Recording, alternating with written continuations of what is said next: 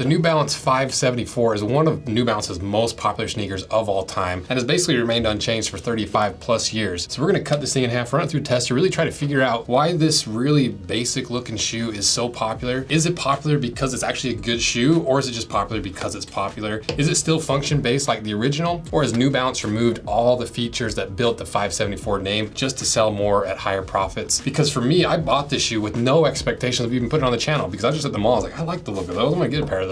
So I'm gonna show you how you can justify getting a pair of these, aka I'm justifying to myself how I can get another pair of these, because these shoes might be my favorite sneaker of all time, but for sure my favorite New Balance that I've ever worn. New Balance started all the way back in 1906 when English immigrant William J. Riley founded New Balance Arch Support Company in Boston, selling arch supports designed with 3 support points to provide greater balance and comfort in a shoe. And this is this crazy part. It was after observing chickens in his yard and how their little 3-pronged feet resulted in perfect balance. That's where New Balance's inspiration came from, chickens. And by 1938, New Balance started designing running shoes using kangaroo leather and crepe rubber. But then through the next few decades, running got more and more popular, not just as like something you did in sports, but actually a pastime, a recreational sport to stay in shape and be healthy. And the more and more popular it got through the 70s and 80s, people started going off the pavement and the streets into the country, more of the trails, really, really early trail running. And so in the mid 80s, New Balance released the 5 series of shoes that were made to do just that, with more durable suede, breathable mesh, and an aggressive outsole that helped you really be able to run not on pavement, but in the sticks, in the woods, and have a little bit more grip. And based off the success of that, in 1988, a newer model created by a young designer named Stephen Smith, who you might know from his many works he did with notable Yeezys and Kanye over the time. And he introduced a more stripped down, accessible version for outdoor running enthusiasts called the 574,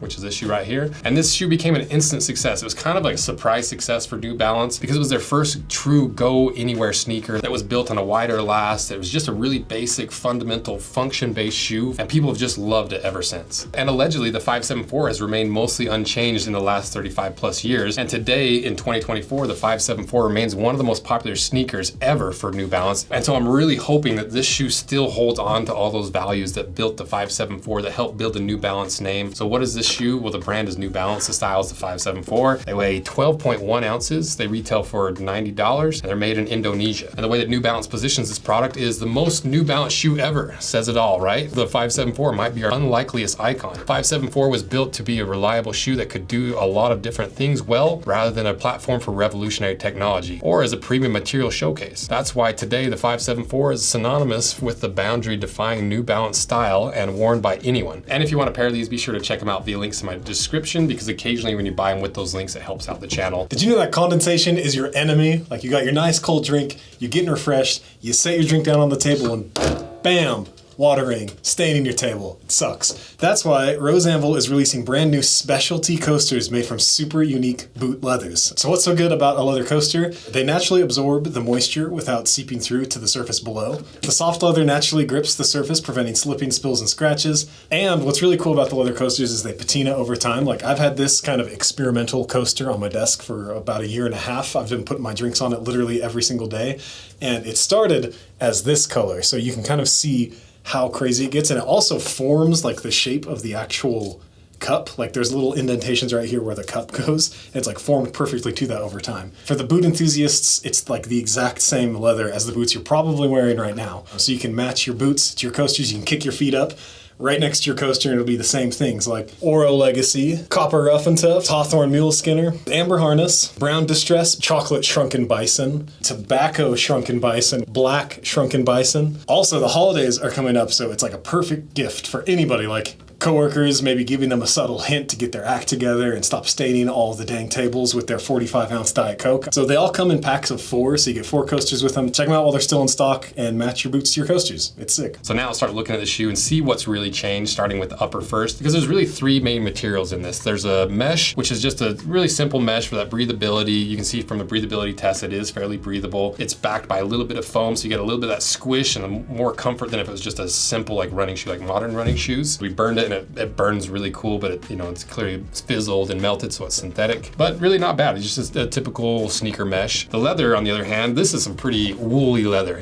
This is, anytime you see this fuzzy of leather, you can almost guarantee it's suede, because the lower you go in that cross section of leather, the more furry and fibrous and woolly it gets. The higher you go, the tighter the grain structure, the more plain, the more flat and consistent the texture of the leather. So when you see this, it's almost always a true suede. But we looked at the cross section just to double check, and there's no grain pattern, so it is a true suede. It's fairly thick. It's 1.8 millimeters thick, and that's, it's not crazy thick compared to other sneakers. Most sneakers are 1 to 1.5 millimeters thick, but it did take 76 pounds of puncture through, so really not bad puncture results. And just overall, it's a fine suede for a sneaker, and I like that woolly look. I'm almost willing to let go of some of the things I don't like about suede to get this fuzzy of a texture in my shoe. And then the other bits of leather on here, you can see there's like this white here, there's some of this maroon, and then the white on the heel here. But the lighter that thing, not leather, fake leather. So even though I hate fake leather, it's not the worst version of using fake leather. And then if you start looking at the inside, pretty traditional sneaker lining, but it does have this odd skeleton lining where you have a little bit of cutout around the lower part of your ankle, maybe like where your heel's a little bit wider to make some room. And then it doesn't have a lining up through the forefoot, it's just backed by that mesh.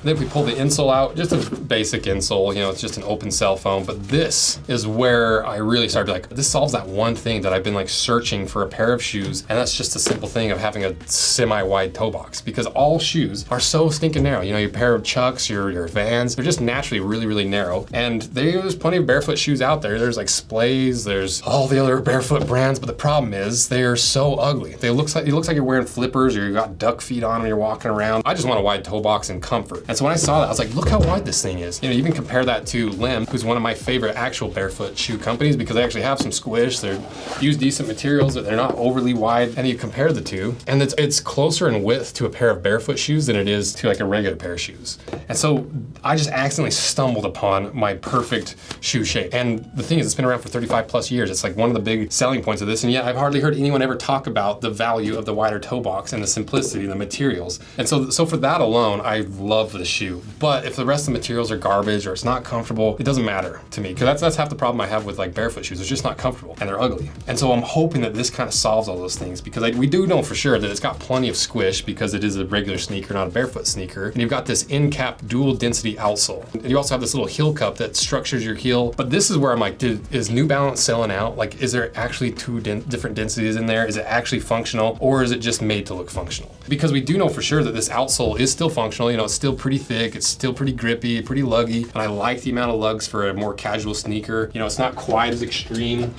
as a pair of like the GPSs. It's almost, to me, it's the perfect kind of like sneaker outsole. It gives you just a little bit of grip, but still looks like a sneaker. So let's hope that it's not just garbage on the inside. So let's cut this thing in half and really see if these are still the shoe that built the 574 name, or is it just all style and history without any of the substance?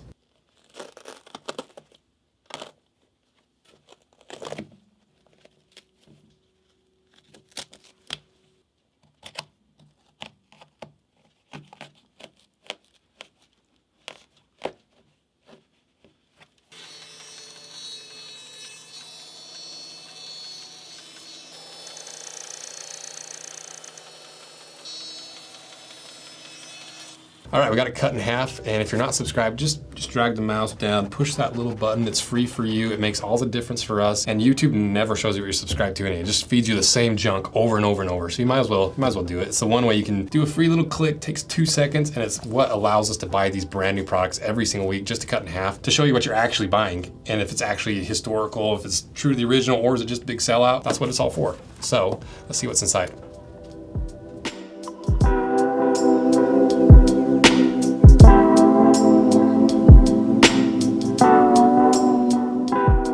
So it is truly a dual, if not tri-density midsole, because you got that bigger piece of foam under here that's a little bit more like that off-white. It's a little bit harder to 30 Shore A. Above that, that in-cap foam, it's a little bit more white. It's just a wedge, it's 25 Shore A. And then right above it, it's just a tiny little pad of really, really soft foam. It's more like a 20 Shore A. And so technically it's like a triple density outsole or midsole, which I honestly was a little bit concerned it's just gonna be one layer of foam, because we've seen it over and over and over. And now that we can see the cross section, you can see that that little heel cup probably does actually actually structure your heel to some degree. Is it really gonna lock your heel in like a work boot or something? No, but it will give you some stability and prevent you from over spilling to the side of the shoe. That will somewhat help prevent that because it is still functional. So to me, it seems like, because I've never cut apart a historical or vintage pair in half, but to me, it seems like it's still staying true enough to the original that I'm not upset about it. I'm like, close enough. I like the wide toe box. I like the look. It's comfortable. It's got enough squish that it's not gonna completely wear me out and ruin my feet. I like it. It passes for me. It's close enough. And maybe if this gets enough views and you guys are interested, we'll find a historical pair of some of these more iconic shoes to really see if it actually has changed. Then is this actually still functional, or has New Balance removed all the features that built this 574 just to sell more at higher profits? Well, it sure seems like it's still mostly functional. You got that triple density, all that stuff we talked about. So for me, it's close enough. So then why are these so popular? Well, I think that's part of it. It's like exactly that same thing. They've always been comfortable. They've been light. They've been flexible. And it's just that classic saying, like, if it ain't broke, don't fix it. And so I think that's exactly what this is. It's just, they just found a right little formula of all the various shoes that they made. This one just had all the right little bits and bobs that made it into an iconic sneaker that was actually comfortable, that looked nice, that had all the things that people value in this kind of sneaker rolled into one. And I think that's why it's been popular for 35 plus years. And finally, is it enough justification to go buy a pair? For me, it is. 90 bucks, I'll get a pair of these any day. I like these, they're comfortable, I wore them around a decent amount, I like the look, everything we talked about, I think you should get a pair. So are these my favorite sneakers? Maybe not my favorite, but they're for sure my favorite New Balances. I love these sneakers. So let me know what you guys think. If you owned a pair, let me know your experience in them. What other New Balance you think are better, have some of these features that might do it in a better way. So let me know. Thank you guys for all your support, and go get yourself a pair of these. Check them out via links in my description, and check out all the other New Balance videos. Plenty of cringy ones for Father's Day. Is it recording?